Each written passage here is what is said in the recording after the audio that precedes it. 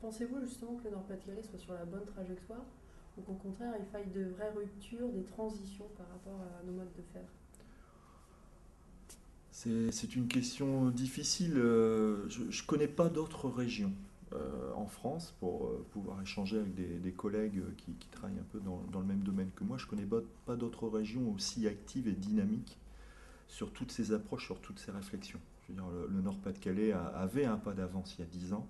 Je pense qu'elle a toujours un pas d'avance sur la capacité qu'elle a à fédérer autour d'elle, à la fois des gens du monde politique, du monde économique, du monde social, pour essayer de faire avancer ces idées-là. Je pense qu'il faut qu'on continue à générer de l'activité économique dans le respect du développement durable sur le Nord-Pas-de-Calais, mais aussi aider les publics en situation les plus difficiles à avoir accès à tous ces nouveaux emplois, toutes ces nouvelles filières de formation qui pourront être générées par le développement durable.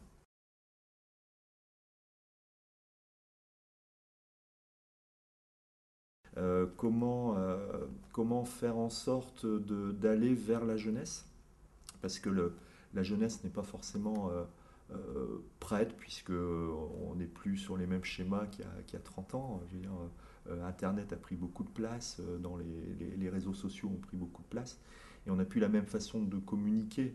Enfin, je veux pas dire qu'il y a un fossé entre les anciens et les jeunes, mais il faut revisiter les nouveaux modes de fonctionnement, les nouveaux modes de communication. Et je veux dire, un conseil de développement aujourd'hui qui réunit un certain nombre d'adultes, et c'est au-delà de 40 ans quand je dis adultes, autour de la table pour dire on va travailler sur l'attractivité du territoire, on va travailler sur l'eau et le plan climat, on va travailler sur le développement économique, les jeunes ne viennent pas.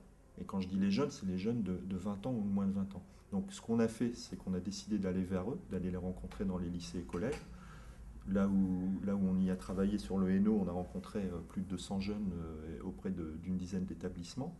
Mais je pense que ce qu'on a fait là, pour essayer d'avoir un petit peu quelles sont leurs opinions et comment ils se projettent, quelles sont leurs perspectives dans les 10 ou 20 ans qui viennent, mais ce qu'on a fait là sur le territoire du Hainaut, on pourrait très bien le reproduire sur les Flandres, sur l'île métropole, sur le bassin minier, enfin partout. Et donc ce qu'on propose dans cette démarche, justement, c'est de généraliser un peu cette action. Est-ce que je suis prêt demain à quitter le Nord-Pas-de-Calais pour aller travailler en Chine? C'est des questions qu'on leur a posées. Ça les fait s'interroger. Et puis, quelque part, ils se disent, tiens, euh, on nous écoute, et donc on représente quand même un intérêt. Et comment? Puisque la jeunesse, c'est quand même eux qui vont composer le territoire dans les prochaines années. Et là, je vais parler d'un sujet qui me préoccupe beaucoup, parce que je suis aussi président d'un conseil de développement sur un territoire du Valenciennois. Euh, Quand on va à la rencontre des jeunes, pour leur poser la question qu'est-ce que c'est le développement durable au quotidien, on est toujours un peu sur des éco-gestes quoi, au quotidien. Si je fais mon tri des déchets, etc. On est beaucoup moins sur des volets de développement économique de demain, c'est-à-dire qu'est-ce que l'industrie, comment va s'adapter l'industrie demain.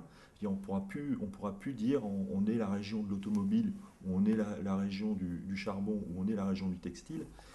Il va falloir trouver tout un tas de nouveaux services qui génèrent de nouvelles entreprises, mais qui permettent aussi à tous ces jeunes qui vont arriver sur le marché d'accéder à des formations, à des emplois nouveaux demain, ici sur le Nord-Pas-de-Calais, pour que tout le monde ne fuit pas la région vers d'autres contrées. Et ça, c'est un véritable challenge. Le CERN ne pourra pas tout faire, mais il faut avoir ça en tête.